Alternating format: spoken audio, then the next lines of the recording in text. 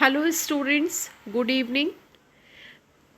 This video is made for those who could not read properly or who are going to see all whole content at a glance. So I am speaking on it. But before proceeding, I would like to give you some instruction. You know that till now your pattern is the whole session whole paper is divided into three parts: A, B, C. Section A, section B, section C. Section A is short answer. In short answer may be one line answer or it may be uh, MCQs, right? But it's my kind request to write whole statement. For example, Pamela is written by, so you have to write complete answer, right? So that is very important, right? Samuel Richardson, so you have to write not RS or something short, no short, all statement and complete answer. Don't write first B to C. If you write this way, you will not be given marks, though you sometime your answer is right. Very a few teachers are there, they may give you marks, otherwise this way you cannot uh, secure good marks, right? So that's the first thing. Second thing, second part, um, 2 3 students asked me that, sir, what's the word length for 8 marks for this mark? So word length actually human capacity, so that's a maximum 4 to 5 pages you have to fill. How to fill? That's a short story. You should remember what I am going to speak here. So you just have to write short stories, and I will be speaking more and more about how to write, not exactly what the story and all, right? But yes, how to write I'm going to speak. But 4 to 5 line questions, so then you should use three things. First of all, two color pen, black and blue, and pencil. So black if you are writing, describing each and answer, if you are answering your question with a blue pen, so that always answer will be mentioned in blue pen and question is black pen. If you are writing answering with blue via black pen, that's a all question will be blue. Symmetry should be maintained, so please take care. Second thing, why pencil? Because you should highlight the quotations. So still you have time. Try to remember at least one quotation from all the works, right? And then whenever you write something, whenever you write quotation, so that just highlight with the pencil. This is my suggestion, right? Now describe each and every answer question, attempt all the question. I'm going to speak all the questions, so that if you don't know proper, suppose justify the title Pride and Prejudice, and you said I am not we are not taught by Swati ma'am that's a how title can be can be justified. So that's, don't worry. First of all, in all kind of question you have to tell the story, so that part should be secured, and then you just have to think about Pride and Prejudice. Who has pride? So pride as that's a hero of the novel, and has prejudice, who is prejudice? That's a Elizabeth is prejudice. This way you just can be able to write by your own, right? And then have confidence, and don't leave hall before 3 hours.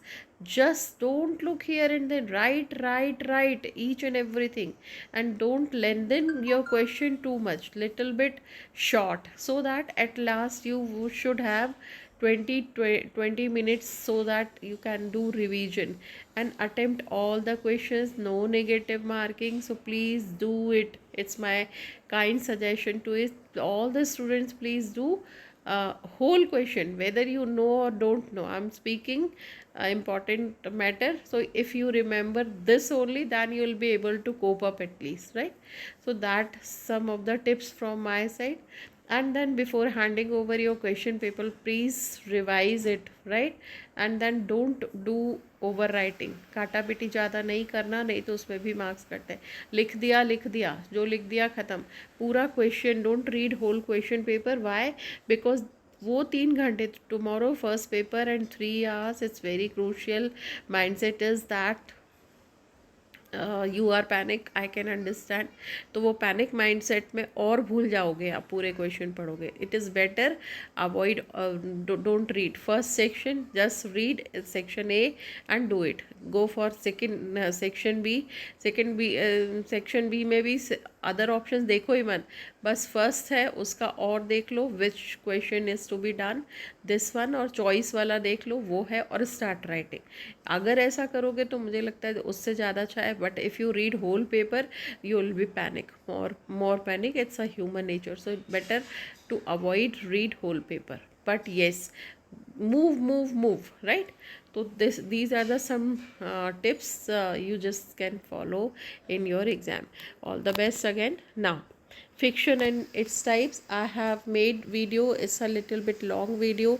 जल्दी forward करके आप देख सकते हो उस video में. Fiction बहुत ही short में बताऊँ, अगर फिक्शन आने वाला है तो फिक्शन में बहुत शॉर्ट में अगर आपको बताऊँ तो it's all imaginary writing, right?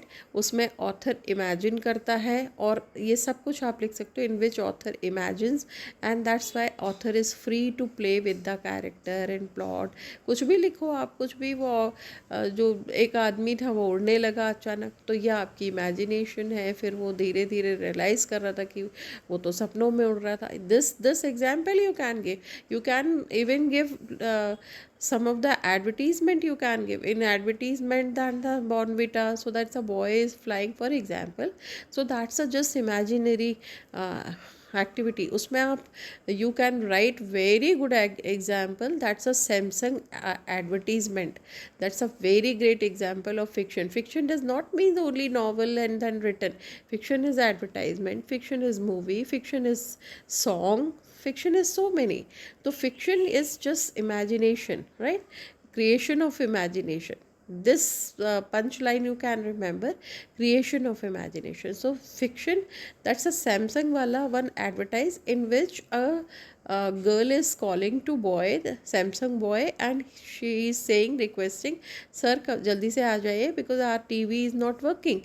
And the boy, after lot of hurdles, आप देख लेना चाहो तो सैमसंग का एडवर्टाइज है, lots of hurdles, he reaches to the venue, and बीच में उसकी गाड़ी में बारिश हो रही है, ये हो रहा है, भीड़ आ जाती है. But any how he coped up and he reaches to the venue, and he finds that the girl is blind.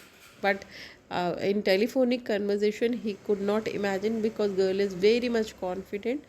But as he reaches and he finds that girl is blind, so that he was so surprised, and she says that sir जल्दी से कर दीजिए TV, because हमारा show आने वाला है, and in that show that's all singers are differently abled singers, and then all it is a hostel, and then a girl is chief of all student, and then they कहती चलो चलो जल्दी आओ, time हो गया. और फिर वो साथिया वाला गाना बजता है, और फिर उसके बाद वो एडवर्टाइज में वो कहती है सर जल्दी हो सुधर जाएगा ना, तो बोलता है येस मैडम, और फिर वो टीवी सुधार के वापस आता है, और फिर वो कुछ क्या है, रिश्ते निभाने के लिए दूर तक जाना पड़ता है. This is the punch line, this is the very beautiful story, and that's a imagination, the great example of fiction आप इसमें दे सकते हैं. टाइप्स ऑफ फिक्शन, बहुत ज़्यादा टेंशन नहीं लेना. हिस्टोरिकल मतलब जितने भी शेक्सपियर के तो ड्रामा है वो, लेकिन हिस्टोरिकल पद्मावती, ये वो सब मूवीज़ जो है ये सब हिस्टोरिकल फिक्शन ही है. क्योंकि रियल हिस्ट्री से उठाकर उसमें कुछ मिक्स एंड मैच करके जब लिखा जाता है तो उसको बहुत सारे आप हिस्टोरिकल फिक्शन के एग्जाम्पल में मूवीज़ भी, अभी मुझे एट ए टाइम जो याद आ रहा है वो यही आ रहा है. उसके अलावा हिस्ट्री में बेस्ड बहुत, इवन APJ अब्दुल, मैं हूँ कलाम, मैं कलाम, ऐसा कुछ मूवी बनी थी, लिखा भी है किसी ने। तो ये सारे इंदिरा गांधी, असैसिनेशन ऑफ इंदिरा गांधी, अरविंद अडिगा ने लिखा है, असैसिनेशन कुछ करके ऐसा उसका नॉवल है। तो ये सारा आप उसमें देख सकते हो और उसको लिख सकते हो, है ना। तो फिक्शन है। फिर बिल्डिंग्स रोमन मतलब एक बच्चा, एक बहुत ही मेच्योर्ड पर्सन, और जब वो मेच्योर्ड हो जाता है, क्यों, मेंटल तो फिजिकल तो होता ही है, मेंटली बहुत मेच्योर्ड हो जाता है, बहुत इम्पेशेंट होता है, और बाद में उसको पेशेंस आ जाता है, that is called buildings Roman, दूसरी कैटेगरी। थर्ड कैटेगरी में आए साई फाई साइंटिफिक फिक्शन, कुछ साइंस का नॉलेज, कुछ फैक्ट्स में बेस्ड होता है, और वो उसको आप फिक्शियस फॉर्म में बना देते हो। फिर रियल फिक्शन होता है, रियल फिक्शन में लज्जा लिख सकते हो, रियल फिक्शन में आप शोध लिख सकते हो, which is written by Taslima Nasrin, दोनों लज्जा और शोध, तो दोनों रियल लाइफ में बेस्ड है। लज्जा जो है वो तस्लीमा नसरीन की बाबरी मस्जिद के ऊपर लिखी गई नावल है, तो this way you can write, that's a great example. तो ये तो फिक्शन, और भी कैटेगरीज हैं, जैसे कि मैंने रियल बताया, साईफाई बताया, हिस्टोरिकल बताया, है ना, और मैजिकल रियलिज्म मतलब कि जिसमें कुछ बड़े ऐसा सरप्राइज आपने दिखा दिया कि कैरेक्टर ऐसा करता है। पॉलिटिकल फिक्शन होते हैं इतने सारे, आप संजय बारू की लिख सकते हैं, एक्सीडेंटल प्राइम मिनिस्टर। फिर उसी का इसने कौन है फॉरेन मिनिस्टर, अरे केरल के, अभी जो जीत भी गए, मैं भूल रही हूँ, उन्होंने बहुत फेमस, उसका बदला लेने के लिए उन्होंने paradoxical prime minister Narendra Modi के ऊपर लिखा। तो इस तरह से उनको भी आप वो वाले एग्जाम्पल्स दे सकते हो, ये फिक्शन है, ठीक है। और भी फिक्शन मैं आपको बता दूँ, इस तरह के जो भी जब हमारी कल्पना की जो उपज है, that is called fiction, when creation from imagination, है ना। तो ये सब फिक्शन में आ गया। अब इसमें डेनियल डेफो का रॉबिन्सन क्रूसो छोड़ दो और move to Samuel Richardson, Pamela. Pamela जैसे ही अगर आप लिखते हो तो आप याद रखो, 15 साल की एक लड़की मेड है किसी घर में, मिस्टर बी के घर में, और जब नॉवल ओपन होती है तो वो लड़की मिसेस बी अपने डेथ बेड में है एक तरह से, और फिर उनकी डेथ हो जाती है, और फिर पमेला की रिस्पॉन्सिबिलिटी उनका बेटा मिस्टर बी के ऊपर आती है, हु इज़ 20 ईयर्स ओनली, 20 साल का लड़का है। और फिर वो सिड्यूस करने की कोशिश करता है, इसको बार बार कई ट्रिक्स अपनाता है। और फिर उसके बाद दो प्लेसेस हैं, है ना, लिंकनशायर और आप मेरा वीडियो देख लेना थोड़ा थोड़ा, उसमें सारे नोट्स हैं। फाइनली ये होता है कि वो लड़की बहुत परेशान होती है, इसमें मिसेस जर्विस है और मिसेस ज्यूकस है, और दोनों हैं, और दो प्लेसेस हैं, लिंकनशायर है और एक और है, मैं भूल रही हूँ अभी। और ये दोनों प्लेस को कंपेयर करते करते आप लिखना कि वो फाइनली पहले वहाँ जाती है, फिर धोखे से उसको लिंकनशायर भिजवा दिया जाता है, और फिर वो वहाँ पर भी बहुत टॉर्चर होती है, और वहाँ वो ज्यूकस जो है वो भी बहुत टॉर्चर, ये तो जर्विस तो बहुत अच्छी लेडी है, जर्विस या ज्यूकस, वो आप एक बार देख लेना, वो अच्छी लेडी है, वो हेल्प करती है, और फाइनली ये डिसाइड करती है। अच्छा, ये सब कुछ पूरी स्टोरी कैसे चल रही है, स्टोरी पूरी लेटर के थ्रू चल रही है, इसलिए इस नावल को वो कहते हैं एपिसलरी नावल है, तो इसको भी हाईलाइट कर देना आप, एपिसलरी नावल। और फाइनली वो जब उसका हार्ट विन करती है, क्योंकि वो कहती है अब बहुत हुआ, मैं एक दिन, वो अपने आप को कबर्ड में छुपा लेता है, ये कपड़े बदलती रहती है, तब भी वो बहुत हर्ट होती है, देखता है उसको कपड़े बदलते ही देख लेता है, फिर एक बार उसके साथ बिस्तर में सो जाता है तो ये बेहोश हो जाती है, और फिर कहती है now it's too much and I am living to my parents. और फिर वहाँ पे इसी बीच में ये लेटर्स भी देती है, और लेटर्स इसके ओपन हो जाते हैं, और फिर देन शी लीव्स। पर रास्ते में मिस्टर बी इसको लेटर लिखता है, और फाइनली कहता है कि I am going to get married with you and I am very sorry for this. और तो फिर उसको कहीं एक मन में आता है कि मैं भी शायद मिस्टर बी से प्यार करने लगी हूँ, और फिर देन शी कम्स बैक, और फिर उनकी शादी होती है। पर शादी के बाद जो पमेला का कैरेक्टर है, दैट्स वेरी ब्यूटीफुल, क्योंकि यहाँ पमेला जो है वो बिल्कुल एक मेच्योर्ड गर्ल और बहुत ही समझदार। अच्छा, यहाँ क्लास कन्फ्लिक्ट दिखाया है, इसकी मेन थीम क्लास कन्फ्लिक्ट है, कि Mister B comes from elite background and Mister B is very rich, but then habits of Mr. B is worse, and this girl comes from very poor family, but then she maintains her chastity, and she is the character of words and character, noble character. तो बहुत ही अच्छी लड़की है ये, फिर prove करती है। और बाद में then she comes to know that Mister B has one illegal child also, जिसका नाम भी मैं अभी भूल रही हूँ, आप उसमें देख लेना, मेरे वीडियो में यूट्यूब में है। वो फाइनली वो जो लड़की को भी उससे करीब करीब वो पमेला के बराबर है, पर पमेला उसको बहुत प्यार से अपनी लड़की समझ के रखती है। और इस तरह से Pamela shows her great heart and then she maintain. और वो सबकी जिसने पमेला और मिस्टर बी को मिलाने में मदद की, पमेला को संभालने में मदद की, वो सबकी मदद करती है। और she becomes and then she is accepted by the higher society. नहीं तो शुरू में वो कहते हैं मेड को से शादी हो गई and they are not ready to accept Pamela, but Pamela is very quiet and वे अपने प्यार से she wins heart from everyone and then finally she wins and the editor लिखता है लास्ट में 5-6 बच्चे हो जाते हैं and then she blessed to have 5-6 children and she is very happy।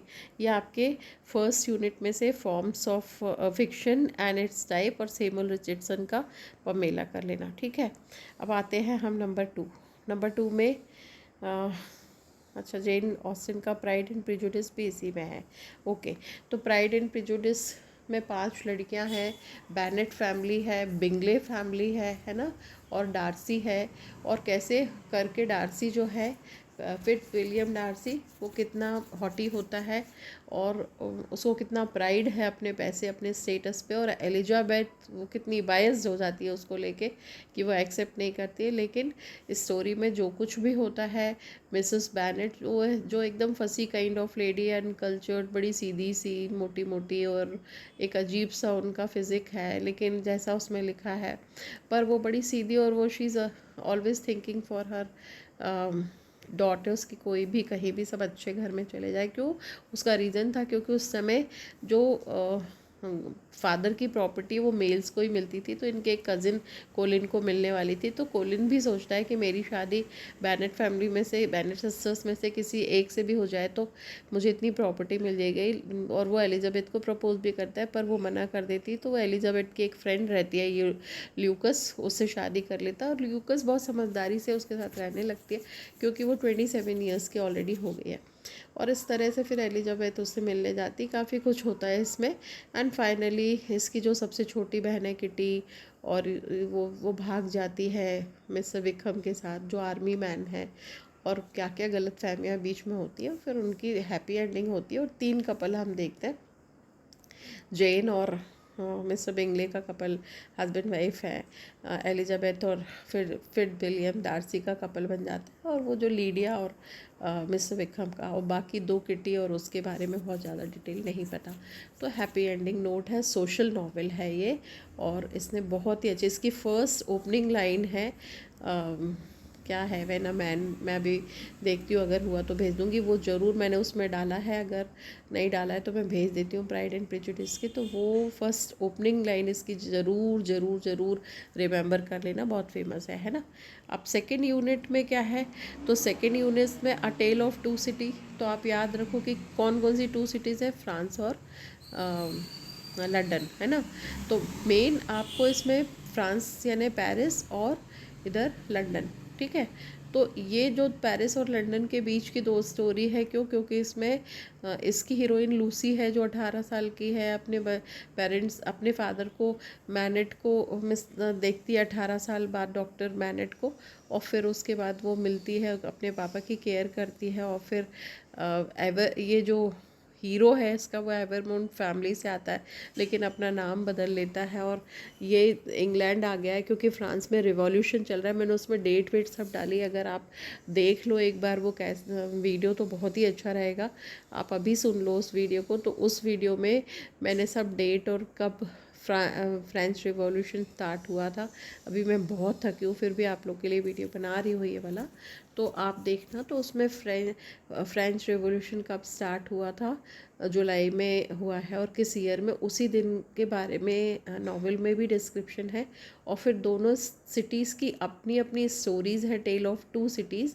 लेकिन फाइनली ये जो वो है सिडनी कार्टन, जो इसका फ्रेंड है, वकील है, बड़ा केयरलेस है, थोड़ा शैबी भी है, ड्रंकार्ड है, लेकिन बाय हार्ट बहुत अच्छा है। और वो फाइनली इसको हीरो को बचाता है, और उसकी क्योंकि वो हीरो से बहुत रिजेंबल करता है, और फिर वो इसको कहता है कि आप उसके कपड़े बदल लेता है। उसको पहले वो ट्रैंक्विलाइज़र देता है, क्योंकि जो इसका हीरो है वो मानने तैयार नहीं होता है।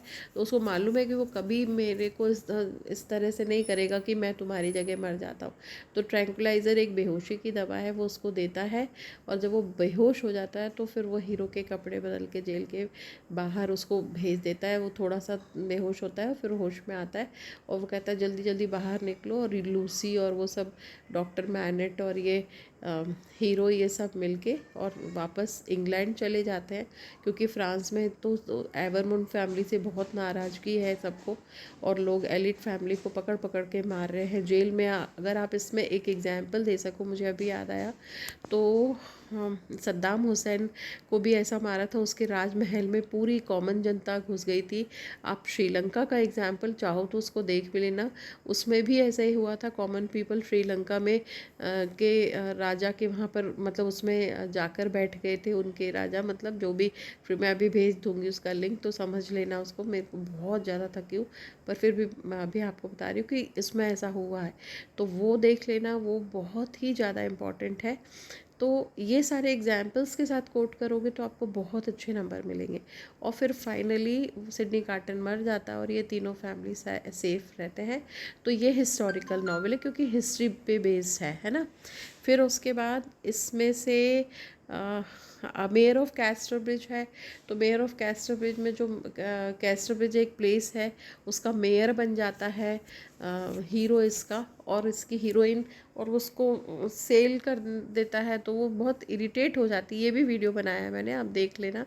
तो उसको इरिटेट हो जाता है, और उसकी एलिजाबेथ, 2 एलिजाबेथ होती है, पहली डॉटर का नाम भी एलिजाबेथ है, दूसरी का, और फिर वो एलिजाबेथ की, फिर इसकी लाइफ में, मेयर की लाइफ में बहुत कुछ होता है। 20 साल के लिए शराब छोड़ देता है, फिर शराब पीने लगता है।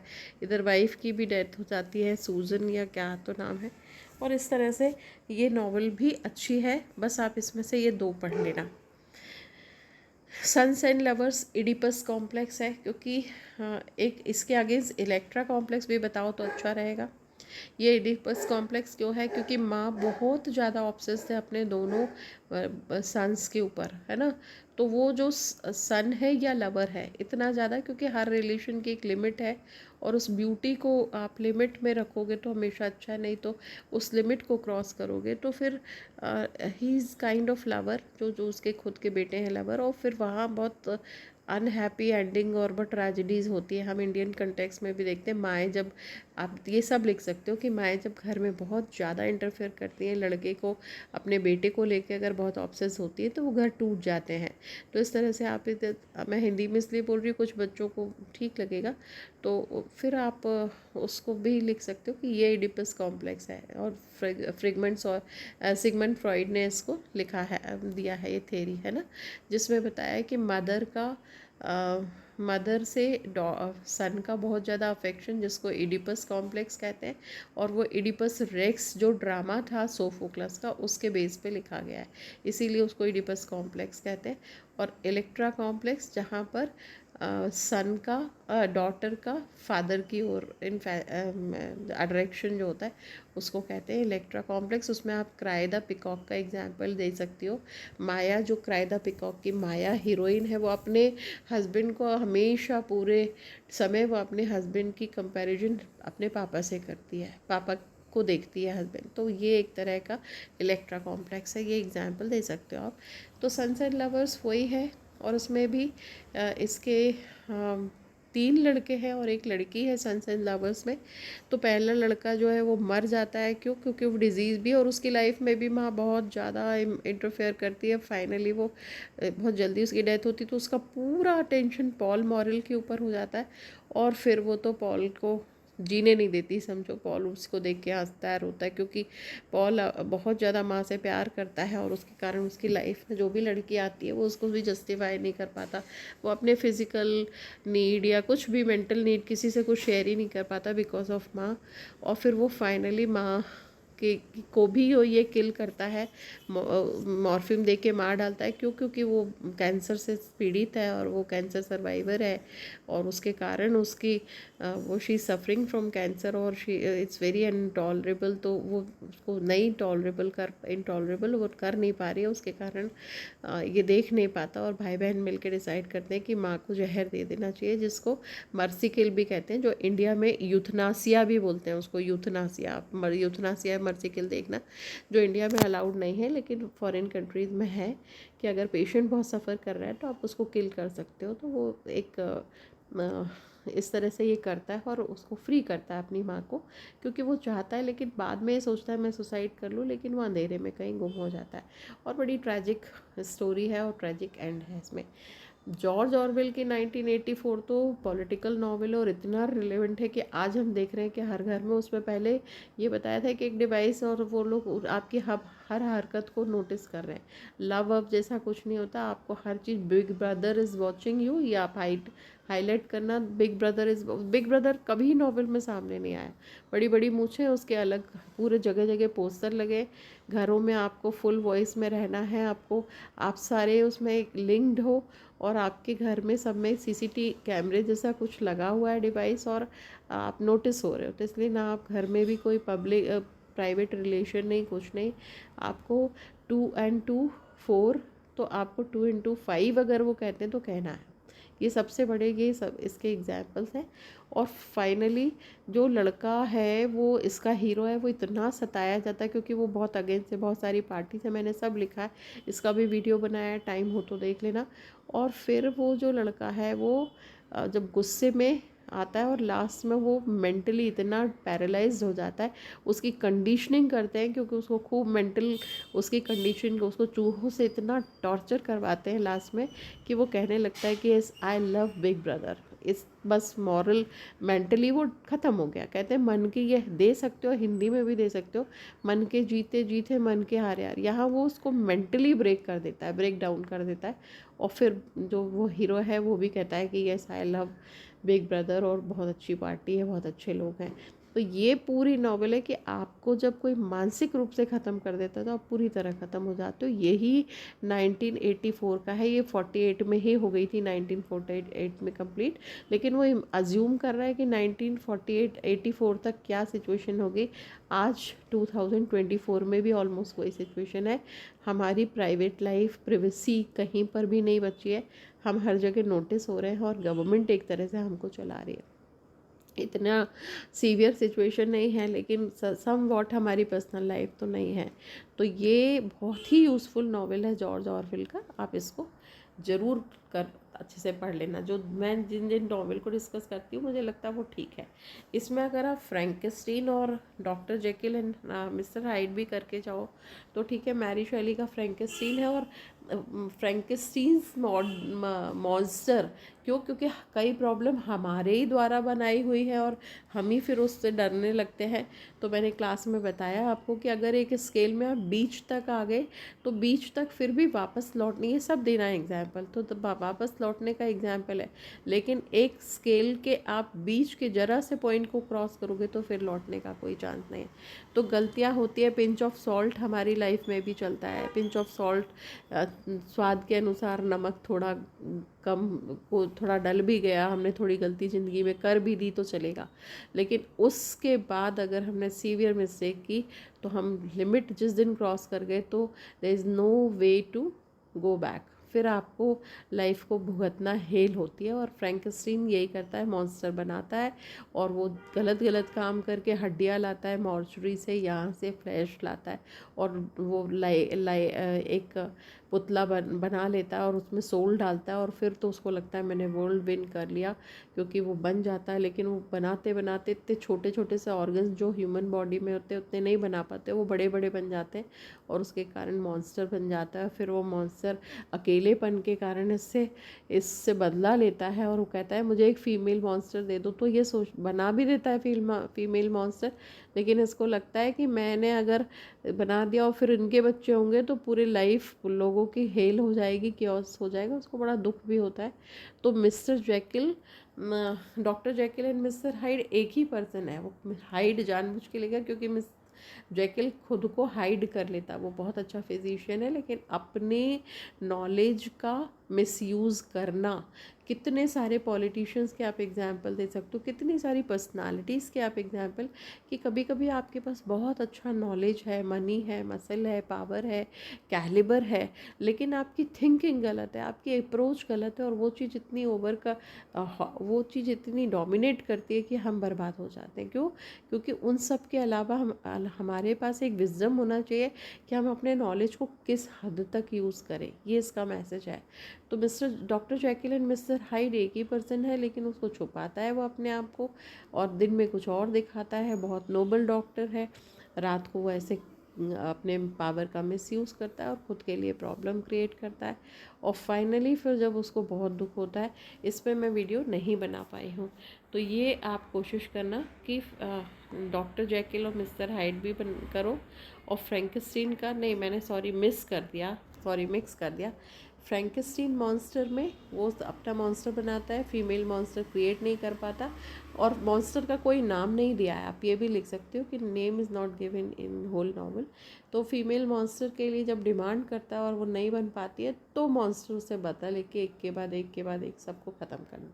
इस पर मैंने वीडियो बनाया। डॉक्टर जैकिल एंड हाइड पे नहीं बनाया है, पर मैं बस इतना बता देती हूँ कि इस पे डॉक्टर जैकिल एंड हाइड एक ही पर्सन है, और वो खुद को हाइड क्यों करना पड़ रहा है डॉक्टर जैकिल को, क्योंकि डॉक्टर जैकिल भी समवॉट कुछ इसी तरह का काम करते हैं कि अंधेरे में डॉक्टर जैकिल जो है वो कितने लोगों को मार रहे हैं, क्या कर रहे हैं, और उजेले में वो बहुत नोबल डॉक्टर बन के रहते हैं, और फिर फाइनली उनको भी, उसकी भी एंडिंग ऐसी होती है। अगर हुआ सवेरे तो मैं इस पर एक वीडियो बना दूंगी doctor Jekyll and mister hide पे, पर बाकी जो वीडियोज़ मैंने बनाए मुझे ऐसा लगता है वो आपको देख लेना चाहिए, आपके बहुत काम आएंगे। तो all the best all of you. इसमें ये जो टर्म्स हैं साइकोलॉजिकल रियलिज़म और टोटलिटेरियनिज़म, अब देखो टोटलिटेरियनिज़म का मतलब ही होता है टोटल पावर किसी एक के हाथ में आना। ये 1984 का टोटलिटेरियनिज़म जो है, ये इज़म, वो टाइम है ना। तो ये टर्म्स को भी समझ लेना, और इनको कहीं ना कहीं एडिपस कॉम्प्लेक्स बताया, इलेक्ट्रा कॉम्प्लेक्स आपको बताया, सिम्बॉलिज्म, जब सिम्बल्स के थ्रू कोई बात कही जाती है। फॉर एग्जाम्पल कि कहते हैं ना कि मैन इज़ द, अभी इलेक्शन की बात ले लो, तो इलेक्शन में इतने सारे नरेशंस लिखे गए। कुछ नरेशन कहते हैं अयोध्या हार गए, मतलब हम सब हार गए। तो ये एक तरह का सिंबल है, क्योंकि Ayodhya was the symbol of winning, है ना, सिंबल ऑफ बीजेपी। तो हम अयोध्या ही हार गए, मतलब हम चुनाव हार गए, वो उसको सिम्बॉलिज्म कहते हैं। तो ये सब आप पढ़ लेना। एब्जर्डिज्म, एब्जर्ड, बड़ा वियर्ड लाइफ, कभी कभी बड़ी वियर्ड होती है, जो जितने भी फ्रैंकेनस्टाइन और इसके एग्जाम्पल आप दे सकते हो। एग्जिस्टेंशियल क्राइसिस, मतलब अपने ही एग्जिस्टेंस के लिए लड़ना। अस्तित्व मूवी बनी थी जो इसकी बहुत अच्छा एग्जाम्पल है। तो मुझे लगता है कि मेरे एंड पे मैंने आपको बताने की कोशिश की। अगेन कह रही हूँ, पूरे क्वेश्चन अटेम्प्ट करना। वीडियोस अगर कल 3 बजे है, अगर सवेरे से भी थोड़ा थोड़ा देखोगे, सुनोगे और लिखोगे पढ़ पढ़ के, तो आपको इस स्टोरीज़ में कन्फ्यूजन नहीं होगा। कल कोशिश करूँगी मैं एक और वीडियो आपको बना के शॉर्ट में दे दूँ, तो आपका रिवीजन हो जाएगा। Thank you so much, all the best, God bless you.